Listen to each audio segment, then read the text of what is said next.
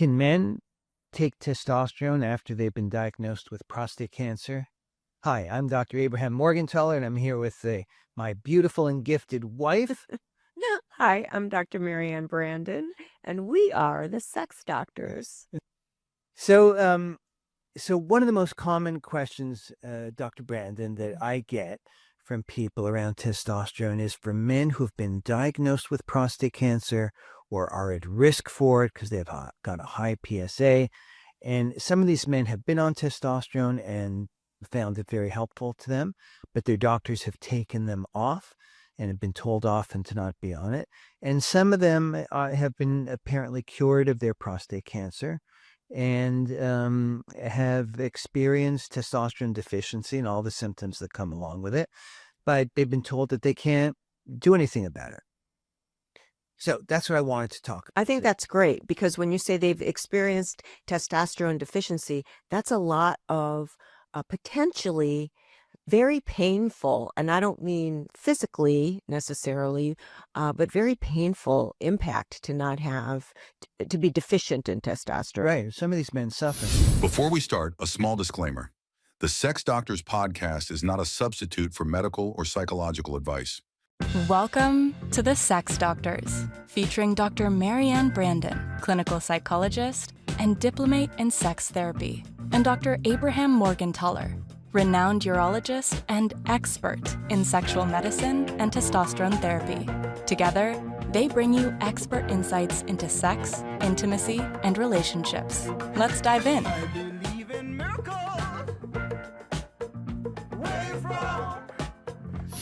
Yeah. And one of the toughest situations is when men get treated with radiation for their prostate cancer. If it's localized and confined, hopefully, to the prostate, one of the most common things we do in the United States and elsewhere in the world is we also combine it with androgen deprivation therapy, where the testosterone gets lowered by medicines. Usually, the goal for that is a period of time on that testosterone-lowering medicine. It's believed that it acts almost like a radiosensitizer. It makes the radiation more effective. But one of the terrible things that happens is that a lot of men, once they go on medicines that lower their testosterone, like the most common drug that we use is Lupron, but there are others like it, the testosterone levels don't recover. So you can be on it for officially 6 months, but a year later, the guys are still suffering with very low levels of testosterone. And the official response of doctors has been, no, I can't give you testosterone. It's going to make your prostate cancer come back. So this is a topic, as you know, that I've been working with for a long time. We have incredible amounts of data. And this fear of prostate cancer and with testosterone persists to this day, despite incredible reassuring results. So true. This fear is very real in men. It's very real in their partners. It's very real in the medical practitioners who treat them. Yeah, exactly. And so my answer, a little bit glib, is when somebody asks, can I go on testosterone even though I've been treated for prostate cancer? My glib answer is, why not? And there's a point to my answer, which I usually then flesh out because I'm trying to be a nice human being, instead of people sitting with it and wondering. But the point is that we actually have no data, none, zero, that there's something dangerous about it. It's this old belief that just refuses to die. It's like a mass delusion. But it does make just sort of like logical sense to an outsider that if you have to reduce testosterone to cure the cancer, why is it safe then to bring the level back up after the cancer's gone? That's the paradox, and that's part of the reason why it persists. Now, lowering it doesn't cure anybody. It does slow the cancer, and the older medicines like Lupron that were used in men with metastatic disease, when it had spread to the bones or lymph nodes, those people all had their prostate cancers come back. And the overall survival was never shown to be improved with that. Now we have these, I call them super androgen So ADT stands for Androgen Deprivation Therapy. So we just say ADT.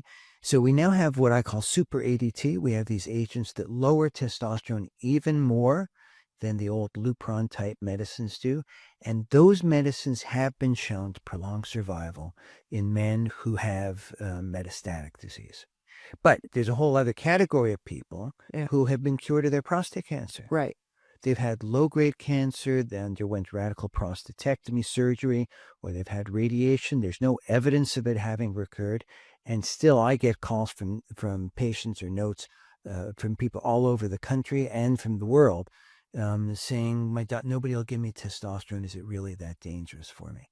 So, so I want to tell you the story, but I have to tell you that when I was a kid, I remember I was probably 10 years old. My dad was a physician. And we were at some lake. There's a little beach, and we're having a picnic. And I wanted to go swimming. And my dad told me what was true, believed at the time, believed to be true, which is, oh no, you can't go swimming for 2 hours after you've had a meal. Mm-hmm. I remember that. That was the belief. Do you? Oh, yeah. And of course, it was based on nothing. It just became this idea. You were supposed to get cramps or something. Yeah, I asked my dad, well, why can't I do it? I want to go in the waters. Oh, because there's so much blood flow that goes to your stomach while you're digesting. There isn't enough blood flow that goes to your limbs, right? So you'll have trouble swimming. Oh. I mean, it's complete nonsense. I see. Complete nonsense. Yeah. But it was based kind of on a superficial kind of logic, just like this other idea. So if we lower testosterone, how is it that raising it won't do anything? And the short answer to that is that prostate tissue, whether it's normal prostate or cancer, prostate cancer, needs androgens, testosterone-like substances, in order to do whatever those prostate cancer cells or prostate cells normally do. It's a required nutrient, just as if it was, our cells have all sorts of requirements. They need calcium, glucose, sodium, potassium. And if you deprive those cells of those nutrients or substances, they'll stop growing. Prostate is what we call a highly differentiated tissue. It's a special tissue. It has special needs. Nerve tissue also has special needs. It needs nerve growth factor to grow. Prostate needs androgens. It's a tissue that develops around puberty. It's one of our sexual tissues, sexual organs. Prostate makes about a third of the fluid that comes out when we ejaculate.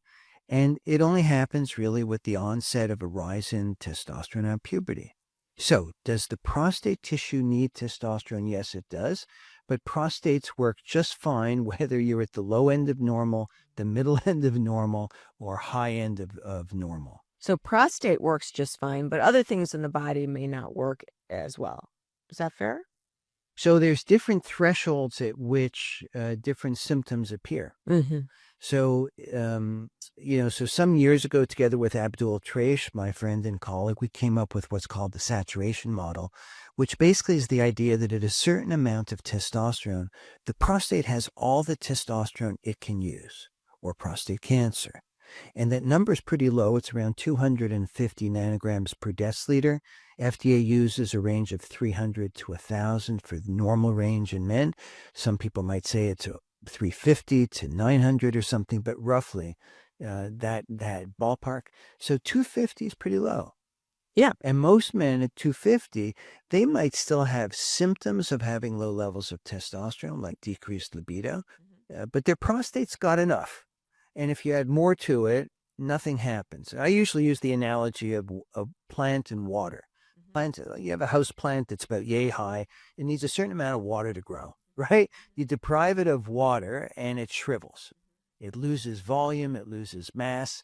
And if it's still alive... Like every plant I grow. Right. So, yeah. Right. And if it's still alive, even though it's shriveled, and you give it water, it will grow. It'll gain mass, it'll gain volume. But once that plant has enough water to do whatever it's going to do, you could have a garden hose running into it 24 hours a day, and that house plant is never going to grow to be the size of a sequoia tree. No, in fact, I drown it. Yeah, you can also overdrown it. And here's an amazing thing, which is that there's actually evidence that having high levels of testosterone is protective against prostate cancer. So when you can take prostate cancer cells and you can grow them in culture in a petri dish. You give it whatever it needs, right? Sodium, potassium, glucose, and You're growing a cancer in a petri dish. Yeah, you can just grow these cells, and some of them have been grown for dozens of years. And if you deprive them or if you reduce the amount of testosterone, the way that they look, what's called the phenotype, becomes more aggressive looking for cancer. And if you give them high levels of testosterone, normal to high levels, it actually creates a more benign appearance of the cells. They behave in a more benign way. And not... That doesn't make any sense. I'm having a hard time here. Okay, so let me share a story with you. Okay. So the way I think about this actually comes from a dear friend of mine, a biochemist, a friend, Mike Shepperly. And we were in the same lab. We've been friends for years. And he started his own biotech startup. And one day we're at a bar and we're talking science. We didn't go, we were both single at the time. We didn't go to meet women. We talked science. That's how nerdy we were. And he came up with an analogy that I thought was fantastic. He says, imagine a bear. The bear's like the cancer. If the bear has plenty of food, it's got lots of berries, it's got lots of fish in the nearby stream or river, that bear's happy. He doesn't have to travel very far to get all his needs met. He basically wants food to grow and survive and reproduce, right, at some point. If all of a sudden there isn't enough food, he has to start figuring out a different source of food, and he has to travel further. It's the equivalent of a cancer cell needing to metastasize and figure out other ways to survive. Oh my goodness. The cancer cell is dumb. All it wants to do is survive. It's just looking for food. And I think there's something to this, because what we find with testosterone and prostate cancer, so if you look at the aggressive prostate cancer, if we use, like, there's a Gleason grading system where the higher numbers are more aggressive. If we look at the more aggressive or higher Gleason scores for prostate cancer, as a group, those men have lower testosterone levels than men with the less aggressive cancers. There was a study by Stacy Loeb and her Swedish colleagues, and they looked at the Swedish prostate cancer registry, national registry. So they've got socialized medicine. They have about something like 95% of all the people in their data set from Sweden. So they've got a whole country. And they looked at a fraction of their population, and they looked at men that had received testosterone. I think maybe everybody needs to receive testosterone for a minimum of 3 years. And they looked at the men who got prostate cancer and the men who didn't. And what they found was that that if you got testosterone, the rate of prostate cancer was the same compared to men who didn't. But the number of high-grade cancers was reduced by 50%. Oh my goodness. So testosterone actually appears, as long as it's there in abundance, or even if we're treating people with reduced values, appears to be protective. I have another colleague, Malkira. That's incredible. It's incredible, right? Yeah. Malkira is a professor of urology at Baylor, and he's been out talking about testosterone as being potentially protective against prostate cancer too. So it's an amazing thing. So, the big study, of course, that helped convince me that there's really nothing to this was the Traverse study. It was the largest randomized control study with testosterone ever done. The results were published in 2023. And they had a subset of it that was looking at prostate cancers. They had a big group. Average follow-up was 33 months. And at the end, so half the group got daily testosterone gel, and the other half got a placebo gel. And at the end of the study, the number of cancers were 12 in the testosterone group and 11 in the placebo group. It's almost the same number, almost identical. High-grade cancers were also almost identical, 5 in the testosterone, 3 in the other group, incredibly low numbers. Yes.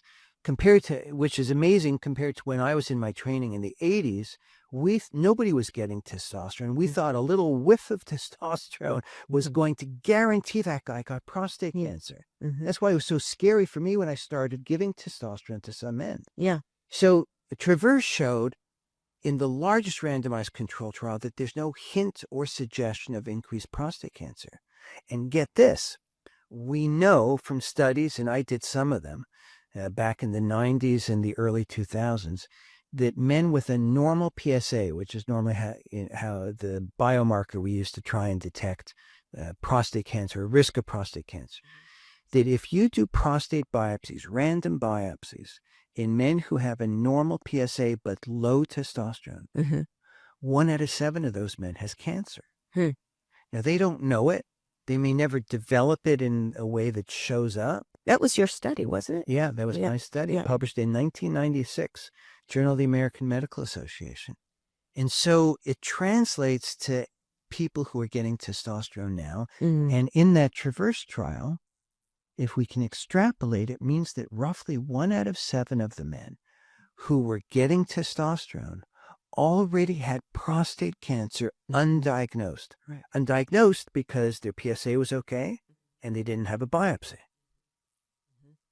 So those men had prostate cancer, which did not grow enough with testosterone treatment to show up in a way that would make them end up getting a biopsy and having their cancers diagnosed.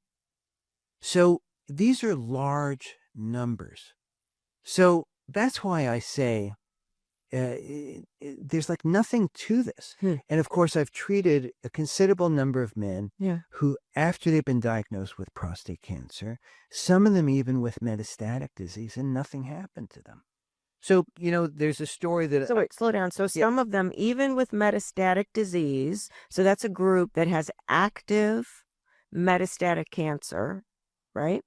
And you're saying in spite of that, you added testosterone. I'm sure this wasn't a high number of men, but you added testosterone and their cancer their biomarker didn't increase, or maybe that's not true, but their cancer didn't get worse. Right. So the old training. So listen, I was super nervous about treating those guys. And basically it was a group of men with metastatic disease. I say a group of men. They appeared one by one and over a period of several years. But they found me up because of my research. And, we treat those men by lowering their testosterone as low as possible. Because they still have active disease. Right. And the lowering of it, as we talked about earlier, does have some efficacy in extending their lifespan and the progression of disease. And the first guy was this 94-year-old guy. And I said, listen, you could die tomorrow. You could die in a week if I give you. I mean, anyway, or because of the testosterone. Because of the testosterone. That's what our training was. Is like that can't we described it. I described it even when I started out to my own medical students and residents. I said, it's like pouring gasoline on a fire. That's what we believed. This was, this guy had a lot of disease. This could grow like wildfire and you could be dead before you know it. He said, I'm not afraid. I said, I'm 94 years old. I've got metastatic cancer. I'm going to die soon anyway. But while I'm alive, I'd like to live as well as I can. And so we treated him. He lived. I mean, he had a PSA greater than 500. My goodness. We almost never see this, right? Normal is up to 4. So he lived 11 months and he did great with it. And he gave me the courage to do it in younger men. Because at 94, I thought, how much can I shorten his life, especially with metastatic disease? But I did it in much younger men with metastatic disease. And we published on a series of 22 men who had either recurrent disease or, frankly, metastatic disease. Recurrent disease meaning it came back after treatment, like a radical prostatectomy or radiation. And in not one of those men did we see rapid growth of their cancer. Wow. So tell me, why did those 22 men come see you? Because they wanted to be on testosterone. I know, but what was it that? So they were miserable. They basically were miserable. Some of them, I don't remember what percentage, but I would guess at least half had been on testosterone earlier, had their cancers diagnosed, and then their doctors told them they couldn't give them testosterone anymore. So I remember I had one guy who was diagnosed with metastatic disease, was put on androgen deprivation. And when your testosterone is really low, it affects different people in different ways. Some people aren't bothered that much. Almost everybody loses their sex drive. But some people still have energy, but some people are just broken. And this one guy said, "I'm so weak, doctor. I can't get my hands up to wash my hair." Oh my goodness. Oh. He became a shut-in. So, I saw him with his wife, and the wife is telling me this was the most social person she'd ever met. He had a whole big group of friends. They went out almost every night with their friends and his buddies. And now he was just indoors. He was too weak. He had trouble going up and down stairs, and his personality changed. Wow. And so what a lot of these guys with metastatic disease said to me is that life like this isn't worth living. I can appreciate that. And when they said that, I thought certainly we could help them with the symptoms of greatly diminished testosterone. Yeah. And I told all of them there was a tremendous risk for them and had them sign this consent form that said they could die. And but we didn't see rapid progression of disease. I'm curious, did you meet their partners, and how did their partners handle it? Because that's got to be hard as a partner to agree to watch the person you love do something that the medical community feels is risky. Yeah. In most, if not all, of the guys with metastatic disease, I met the partners. Some of the guys with biochemical recurrence, I didn't. So biochemical recurrence is after you've had treatment like surgery or radiation. We expect the PSA to go essentially to 0 or undetectable levels after surgery. With radiation, you can still have some PSA, but it should be very, very low. And then at some point, if that PSA starts to rise, it means that the cancer has come back. But if you can't find it on imaging scans, CAT scans or PET scans, we know there are cancer cells, but we don't know where it is. That's called biochemical recurrence. We can actually see where it is. We call that metastatic disease. I see. And it usually goes to lymph nodes or bone. So the guys with biochemical recurrence will all eventually Get metastatic disease, but they're still often very healthy and viable, and it can be years before they have metastatic disease. And nobody's quite known what to do with the men with biochemical recurrence, because if you can't see a place where the cancer is, you can't treat it. So if it's in, let's say, 1 bone or 2 bones, you can radiate that area. And there are some treatments for it, but a lot of people just wait without any treatment until they get metastatic disease. What an uncomfortable feeling to know it's in your body, but it hasn't landed anywhere. You're just waiting to... Absolutely. Blah. Yeah. So, anyway, the answer is, so the question is, but even in those people where it is uncomfortable, they say, okay, they know we're all going to go eventually, right? But Sure enough. They know the name of their challenger. Yeah. Now, a weird thing is that a majority of men, even with advanced prostate cancer, will die of something else.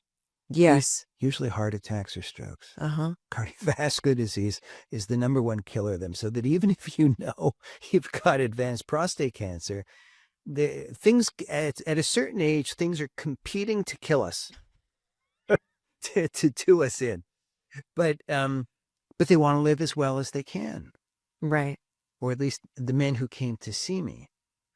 And so, the way I often talk about this in lectures, because doctors still believe, it's been drilled into us that testosterone's bad for prostate cancer. And so I give the example of twin men. They're both 60 years old. They've got the same genetics. They both have, let's say, surgery, radical prostatectomy for their cancer. They've got the same grade of cancer. It's the same aggressiveness. And brother one comes in for his annual visit a year later, and his PSA is perfect, and his testosterone happens to be robust, let's say 600, and he's sexually active. And what does the doctor say to him? The doctor says, "You're doing great. I mean, you're doing as well as we could ever hope. I'll see you back in a year." Brother two comes in right after the first brother. Now, his testosterone is low, but his PSA is perfect too. He's had a perfect cancer outcome. And he says to the doctor, "Doctor, I've been hearing about this testosterone. Can I get some testosterone?" And the doctor says, "I can't give you testosterone." He says, "Why not?" He says, "Well, it's going to make your cancer come back." But the patient hasn't been indoctrinated like doctors have. And he says, "Doctor, why is it okay for my brother to have a testosterone of 600 and not me? And doctor, I love my brother. If you think 600 is dangerous for him, I'm going to bring him right back in here. I want you to lower his testosterone until he feels as crappy as I do." At which point, physicians who do this laugh because it is illogical. Right. As a matter of fact, most prostate cancer specialists don't even measure testosterone. It doesn't matter to them. There's no protocol by which they would do anything if the guy has a good outcome after his surgery. Wow. So there have been a couple of brave souls who have done medium-sized to now getting larger studies of giving testosterone after radical prostatectomy. The similar results to after radiation, but the results are a little bit, there's more with the radical prostatectomy. One is a guy named Tom Allering out in University of California, San Diego, who together with his colleagues gave testosterone to some men who had low levels after surgery. And for a while, he had the largest trial. He had 152 men who got testosterone and 419 who had normal testosterone levels and didn't get it. And they looked at the thing we worry about most is, will the cancer come back? Biochemical recurrence. He had 3.5 years of follow-up. And the men who got testosterone, the recurrence rate was 7.2%. And the men who didn't, it was 12.6%. Oh, my goodness. That's incredible. Right? Okay. And that's a very powerful statistic. Incredible. So they had a lower amount. Now, that didn't reach statistical significance, but it's certainly not worrisome. But when they did additional statistics, getting testosterone was an independent predictor of what we call recurrence-free survival. Living without a recurrence. So getting testosterone predicted a lower rate of getting cancer coming back. Getting testosterone at some point after prostate cancer reduce the likelihood you were going to get a recurrent disease. Wow. That's astounding, actually. And then just last month was published the largest study from Memorial Sloan Kettering. First author is Flores from Journal of Urology. So they took 198 men who got testosterone treatment after surgery, and they compared it to over 5,000 men who didn't. So they got a large database going back many, many years. And they had not just the best behaving prostate cancers. They went, it's called grade groups 1 to 3. 3 is, significant aggressiveness, not the worst, but moderate.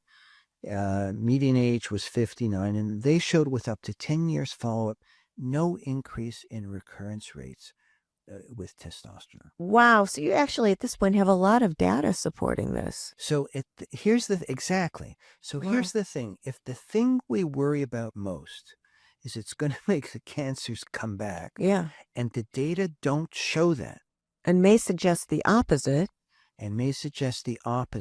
it's like, what is it we're really worried about? Right. So all this came from the 1941. Charles Huggins did this study, and he showed that androgen deprivation could be helpful in men. But the idea that raising testosterone is dangerous has never been shown. So first of all, if a man has had prostate cancer and then treatment, let's say he had a radical prostatectomy, is there a point in time that you you would prefer he wait before he inquire about testosterone, or? Great. That's a great question. So I do, Uh-huh. but not for biology reasons, but for, let's call them social reasons. So after radical prostatectomy, people usually get a follow-up PSA somewhere around, let's say, 3 months, at a certain point. And if the PSA is undetectable, it doesn't mean with any certainty that you're cured, but it looks like you're cured. And the more years you go with an undetectable PSA, the better. Whereas if you still have if you have a detectable PSA after surgery, it means there's still some cancer in your body. So in my opinion, biologically, it doesn't matter whether the person gets testosterone or not. It won't change whether there are cancer cells left behind or not. But it changes the conversation with somebody about getting testosterone. If they appear to be cured, if their PSA is undetectable, my conversation with them is, sir, everything looks like it's gone great for you. Unfortunately, you know that with cancer, we can never be sure.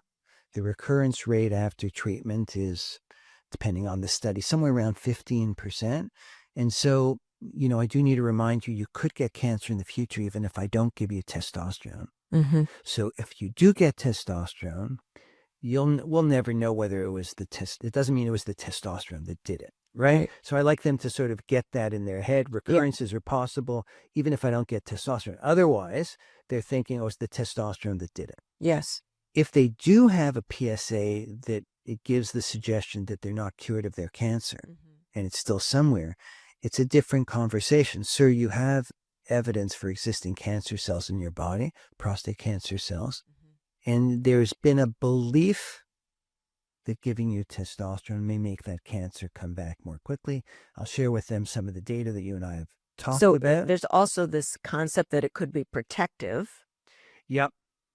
Yeah, or keep it in check. I don't usually go on that too much. I think the data are interesting and suggestive, but I don't think anybody's really arguing at this point. We don't have enough data to say I see. It's really going to do it. Okay. But I think there are suggestive data. But it's a different conversation with the patient. Right. So it's whether you appear cured, but you could get a recurrence, versus you already have a tough situation. Some people think it'll make it worse. I'm still willing to treat you because I don't think, based on the evidence, that it's going to make anything worse for you. But you should know that some people think it might be, and it's your decision.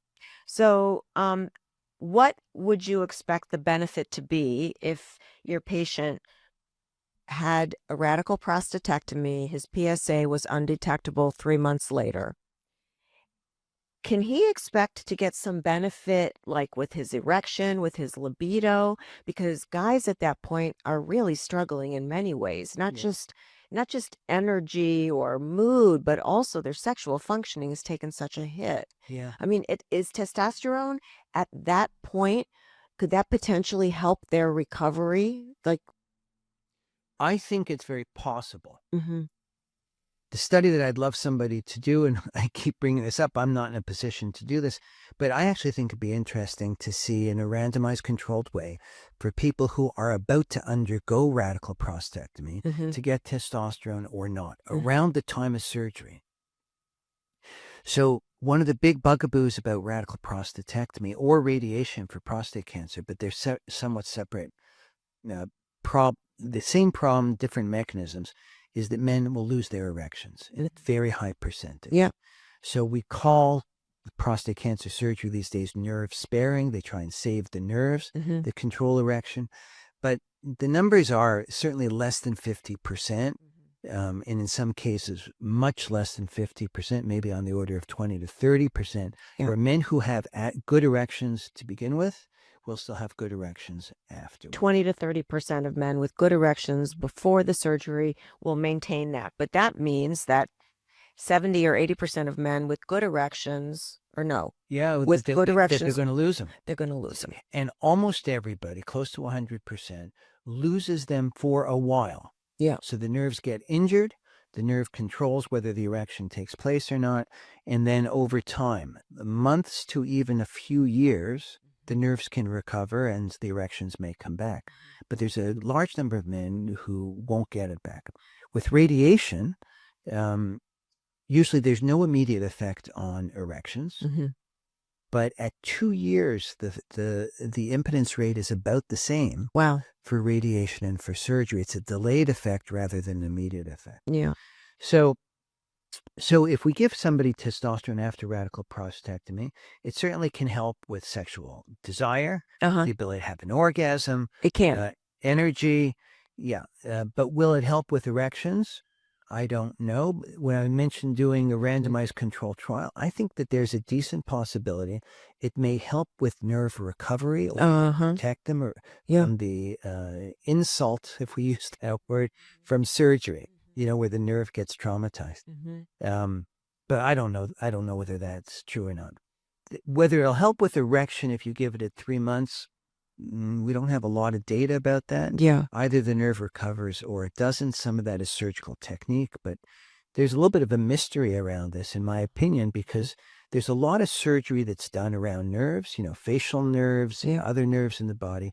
And usually if you know where they are, and we know generally where the nerves for the control erections are right near the prostate, if you know where they are and you can protect them, Mm-hmm. that nerve is okay. Mm-hmm. It may have a short period of time where it doesn't work. Somehow with radical prostatectomy, that doesn't seem to be the case. There's a question mark, and that's why I wonder about whether there's something around testosterone not being there in adequate amounts for some men that makes those nerves more vulnerable. But that's for somebody to figure out in the future. So will it help with erections? I don't know that it will if it's a nerve-related issue. Understood. Yeah.